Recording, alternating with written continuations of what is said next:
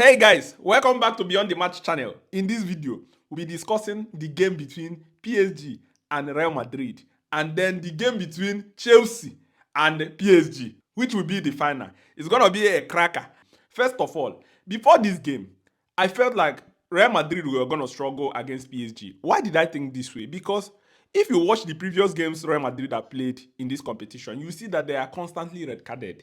Like the balance is not right. Even the first game, the game they played against, is it Al Hilal? That I saw Al Hilal constantly, loop the ball over their defense. I know Real Madrid missed a penalty in that game, but if you put, everything into perspective, you see that Al Hilal could have won that game. They created chance after chance after chance. This is a game that Real Madrid played, I think 4-3-3.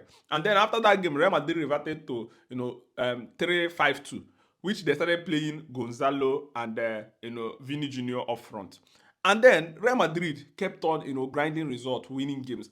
But one thing that is obvious is that even at them winning games, you can see them. Even at them winning game, you can see that Real Madrid are constantly being bullied.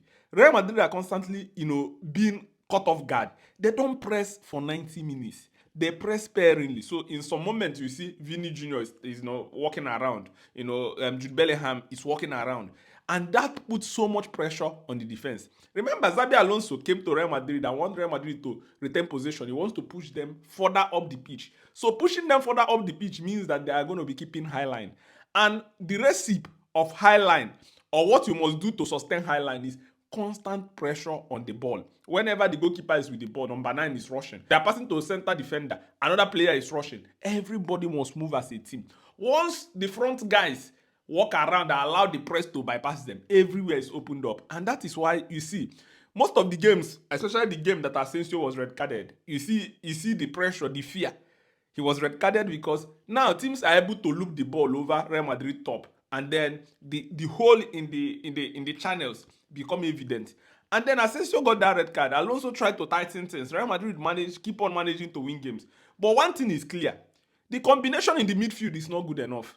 Adagula cannot play as a midfielder, and then Jude Bellingham. The combination is so bad that they don't complement each other. What you need in midfield is technicality, strength, and guile.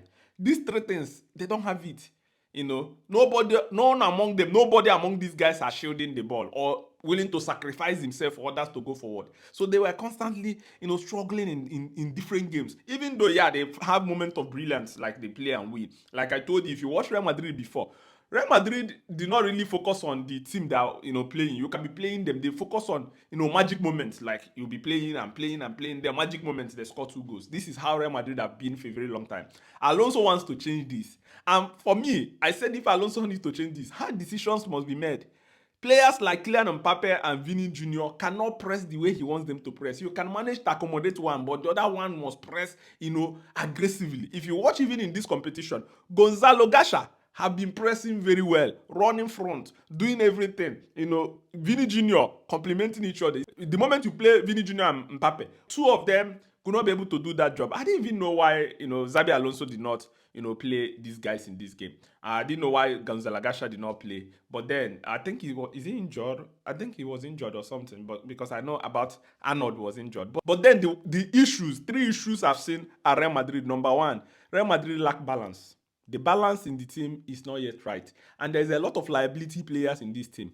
Number 1, Vini Jr. Number 2, Kylian Mbappe. Number 3, Arnold. There are many of them that they can't give you that energetic output that you require. Number 2, there is no collective, pressing. They are still not playing as a team. This is what we have seen for many years at Real Madrid. They bank on magic moments, individual brilliance. They have not really played as a team. So these are number 2 issue I noticed here. Number 3, high line without pressure on the ball is a disaster.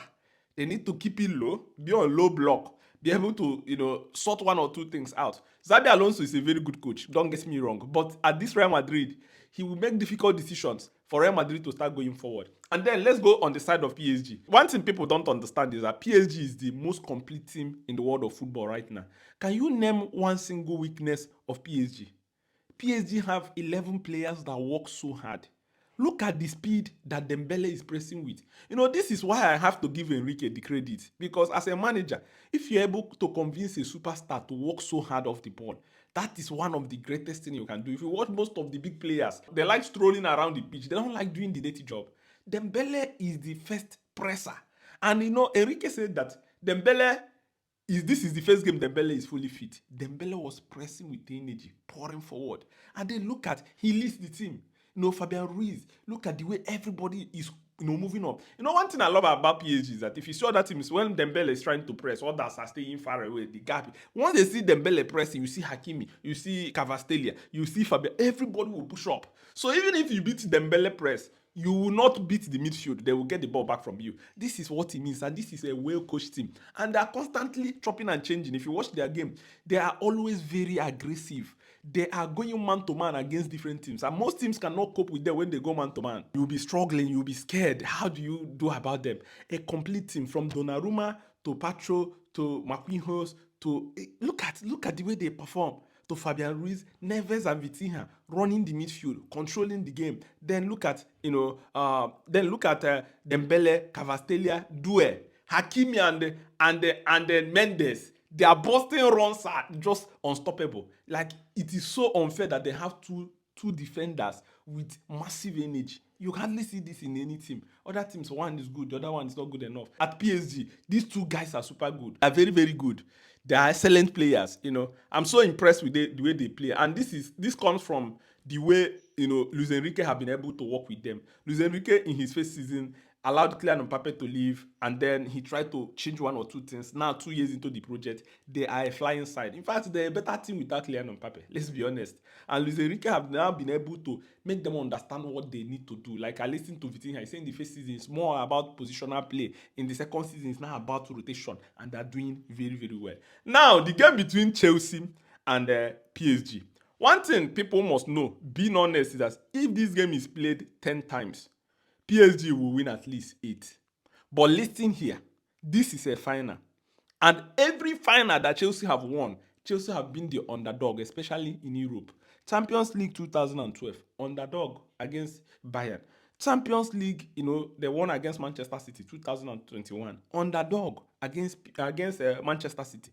If there is one team that will shock the world when they are underdog, call Chelsea. Chelsea defeated Barcelona as an underdog. If there is any team that has the DNA to be able to do this thing, is Chelsea. But then, if you look at this game and look at the perspective of the two sides, one thing I see about Chelsea here is that Chelsea need to work so hard to be able to, you know, try to win this game. Because if we are being honest, there are some liability players at this Chelsea right now that don't work as hard. Look at, if you come at Chelsea now, Enzo Fernandez and Cole Palmer, they are good players. Do they work their socks off like PSG players? No. You come at Nkunku, can he return and, you know, show up the defense? Look at whenever Hakimi is now without the ball, or when PSG are facing attack, look at Hakimi back, look at Nuno Mendes, and when they have the ball, look at the Boston run. So these are the things you can look at. And one-off game, any team can win it. I remember when Chelsea won Manchester City in 2021. From that 2021 till the next 3 years, Manchester City was beating Chelsea every time, home and away. This is to show you, like I said, in this game, if it is a league format, this game is played 10 times, PSG will win 8. But because this is a final, it is important for Chelsea to play, being brave on the ball. Number one, Caicedo needs to be very important. Number two, every player must decide on the day to work so hard. Number three, Chelsea should not go out to attack PSG or to press them aggressively. You do that, they find holes to pounce on you. How can Chelsea now beat PSG? Number one, staying in mid-block. I'm not talking about now being defensive, being like pressing from the middle. Don't press from the attack. Press from the middle, like you position yourself. Once they get to the middle, you press them. Try to get the ball. If you go to press them in the front, everywhere is open because Chelsea doesn't have the capability to run back. Number two, loop the ball over the defense. Yes. because Hakim is going forward, Nuno Mendes is flying forward. Once you get the ball, you need to get a defender that is so good enough to loop the ball for winger that will slide into that position, another winger on the other side, and the goalkeeper must be able to make difficult decisions by going long. Going long to get players that can be able to exploit that space quickly. And you must play in a very high tempo. It's not a system where they pass the ball to you, you want to slow it down. PSG will suppress you, collect the ball, and go forward. And this is the only way Chelsea can be able to do it. You know, Chelsea is a team that a lot of teams don't want to meet in the final. Chelsea are very, very stubborn when it comes to the final. Yes, you can. After the final, PSG can keep beating Chelsea, but in the final, Chelsea will be a different animal altogether. It is in the DNA of the club. But then, if we're being honest, if Enzo Maresca can sort this out, everybody needs to give their all. Chelsea needs to be aware of Dembele's pressing, be aware of Cavastalia, be aware of Due, Hakimi, be able to pass out the ball and be very, very organized and then take their chances. João Pedro, the lab. I feel like João Pedro should start on the wing. The lab should start centrally as number 9. Even in this game, you might need a little bit of Nicolas Jackson's hard work and off the ball work. I don't know how Enzo Maresca can be able to get the midfield combination right, because Enzo Fernandez is very good. He needed going forward. Cole Palmer, very good, needed going forward. But the question here is, are they going to do the off-the-ball work? Because Caicedo cannot do it alone. They will create 2 versus 1 versus Caicedo, and then Chelsea will be exploited. But based on what I saw against Fluminense, Enzo Maresca did not ask Enzo Fernandez to go forward. He asked him to stay close. So I will be watching this one closely. It's going to be an interesting one because Enzo Maresca is also very, very tactically good. So Chelsea in the final will have 99%, faith. 99% chance and 1% faith, is it the way they call it? And then for PSG going on the other side, if Chelsea make mistake and PSG score first, it's going to be crazy. In fact, the only way Chelsea can beat PSG for Chelsea to score first and now try to attract PSG and hit them on count. If PSG score first and Chelsea now come out to try to equalize, PSG will pounce on Chelsea. To be honest, this PSG team have the capability of scoring this level of goals. They scored against Real Madrid for Chelsea, because if you watch me and beyond the match, I say the truth.